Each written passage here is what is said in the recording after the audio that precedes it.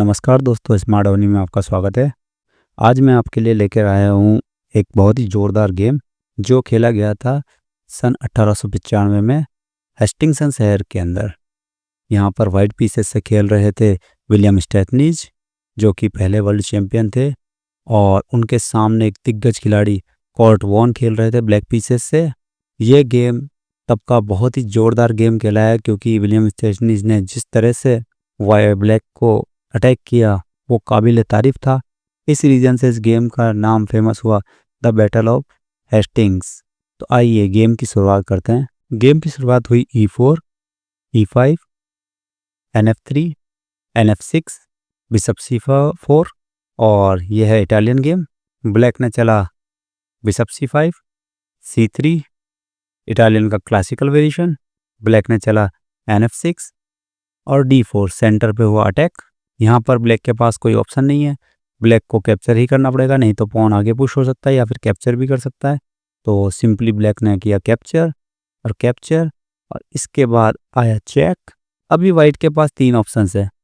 White bishop को बीच में रख सकता है, वाइट नाइट को बीच में रख सकता है, या फिर वाइट नाइट को D2 पर भी रख सकता है। वैसे सबसे ज़्यादा खेला जाने वाला ऑप्शन है बिशप को D2 चलना, जो कि सबसे ज़्यादा पॉपुलर है। बट गेम में चला गया नाइट C3, जो भी अच्छी मूव है। यहाँ पर ब्लैक सिंपली कर सकता था कि नाइट के पिन होने की वजह से पॉन को कैप्चर कर सकता है, बट ब्लैक ने ऐसा नहीं किया। ब्लैक ने चला D5, D5 के पास वाइट ने किया कैप्चर और नाइट से कैप्चर, और अभी ब्लैक ने वाइट के नाइट के ऊपर प्रेशर बना लिया, क्योंकि अभी नाइट पिन है। वाइट ने सिंपली कैसल कर लिया। अभी आप सोचिए और बताइए, क्या नाइट से इसको कैप्चर किया जा सकता है नाइट को? अगर आप सोच रहे हैं कि नाइट से नाइट कैप्चर करके और सिंपली एक पॉन लिया जा सकता है, तो यहाँ पर गेम बहुत ही जल्दी ब्लैक के हाथ से निकल जाता, क्योंकि यहाँ पर आ जाता क्वीन B3। और अभी अगर आप सोच रहे हैं कि सिंपली हम रुक को भी ले सकते हैं, तो रुक को लेने के बाद सिंपली आ जाता चेक, और चेक के बाद किंग के पास कोई ज़्यादा ऑप्शन नहीं है, और किंग सोचता है कि वो जाता F5 पे, बिशप से चेक। ब्लैक क्या कर सकता है? ब्लैक नाइट को बीच में रख देता, गेम को बचाने की सोचता कि अभी नाइट को क्वीन प्रोटेक्ट कर रही है, और नाइट ने बिशप के अटैक को भी रोक लिया है। बट इस टाइम आ जाता बिशप G8, और अभी यहाँ पर वाइट चेकमेट का थ्रेट दे रहा क्वीन से। ब्लैक ने बिशप को कैप्चर कर लेता, और बिशप को कैप्चर करने के बाद अभी आ जाता नाइट E5, और अभी फिर से चेकमेट का थ्रेट। उसको रोकने के लिए ब्लैक चलता E6, बट उससे कुछ नहीं हो रहा। वो E6 को क्वीन से कैप्चर कर लेते, और अभी क्वीन से इसको डिफेंड करने की कोशिश करते, बट अभी गेम पूरी तरह से ब्लैक के हाथ से जा चुका है। अभी आ जाता सिंपली क्वीन से F5 पर चेक, और अभी क्वीन को बीच में रखने के अलावा और कोई ऑप्शन नहीं, और सिंपली चेकमेट हो जाती। कैसलिंग के बाद नाइट को खाना तो बहुत ही ज़्यादा मुश्किल हो सकता था, कि एक पॉन को लेने के लिए गेम ब्लैक के हाथ से जा सकती थी, और ब्लैक ने भी कुछ ऐसा नहीं चला। उन्होंने सिंपली चला बिशप E6, ताकि F1 पर इस तरह का अटैक ना बन पाए। और अभी आया बिशप G5, क्वीन पर अटैक, तो उन ब्लैक ने लिया बिशप को पीछे, और अभी bishop cross D5, bishop cross D5, night cross D5, queen cross D5, bishop cross E7, night cross E7। काफ़ी सारे एक्सचेंजेस के बाद सिंपली वाइट ने रख दिया रुक E1, और अभी इस नाइट पर प्रेशर है, कैसलिंग होना ब्लैक की बाकी है, और अभी सिंपली ब्लैक डायरेक्टली कैसल नहीं कर सकता, नहीं तो उसका नाइट चला जाएगा। तो अभी ब्लैक क्या करे? अगर आप सोच रहे हैं कि वो रुक को सामने ला सकता है, ये चाल भी थोड़ी ब्लैक के लिए मुश्किल हो सकती थी, क्योंकि अभी यहाँ आ जाता क्वीन E2, नाइट के ऊपर प्रेशर, और अगर क्वीन से सेव करने जाते रुक C1 आ जाता, और रुक C1 को आने के बाद अभी पॉन के ऊपर थोड़ा प्रेशर आ जाता। तो सिंपली अगर आप कुछ और करने की कोशिश करते, G6 जैसी मूव चल के, और किंग को यहाँ से निकालने की सोचते, तो सिंपली चेक, और पॉन पुश होने के बाद नाइट पे अटैक आ जाता, और ये गेम ब्लैक के हाथ से बहुत ही ज़्यादा दूर चला जाता। एक सैम्पल लाइन दिखा देता हूँ मैं आपको।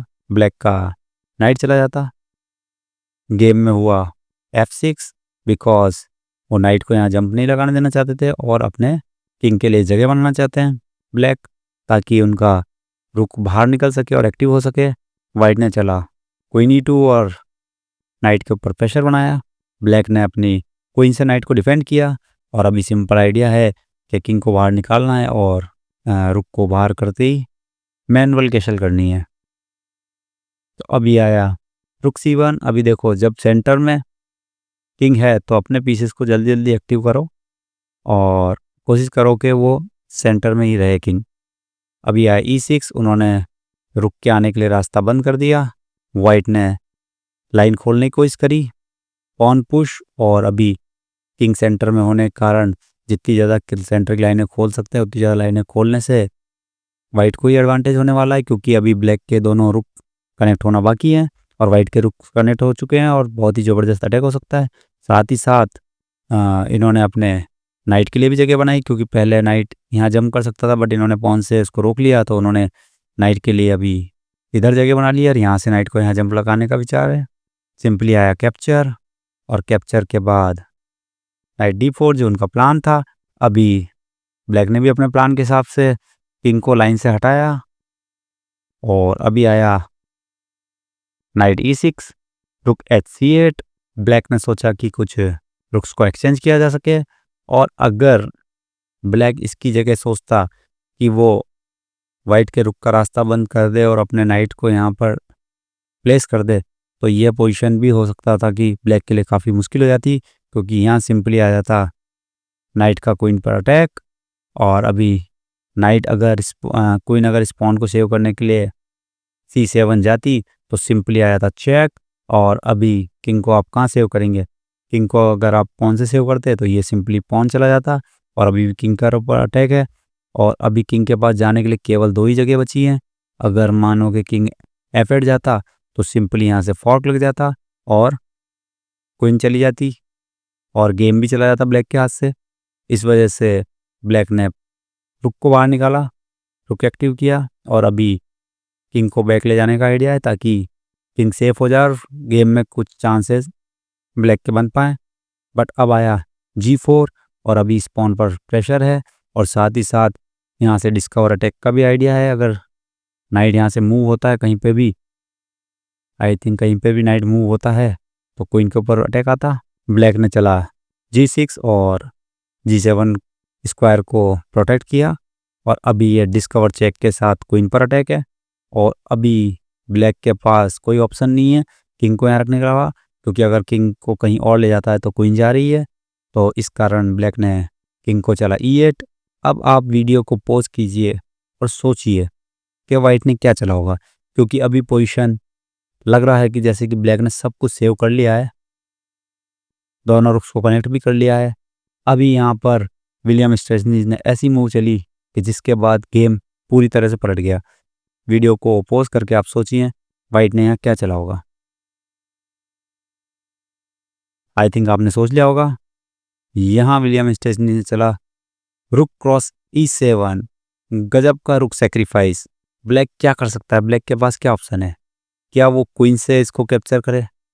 अगर वो क्वीन से कैप्चर करने की सोचता है तो सिंपली आ जाएगा रुक से रुक कैप्चर और क्वीन से रुक कैप्चर के बाद अभी किंग कहीं जा नहीं सकता, क्योंकि स्क्वायर नाइट ने कवर कर रखा है।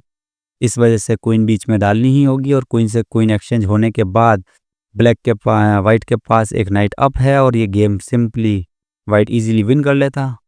सो नाइट से क्वीन से कैप्चर करना इतनी अच्छी मूव नहीं होती, और अगर और कैप्चर करते हैं किंग से, सिंपली आया था रुक E1 चेक।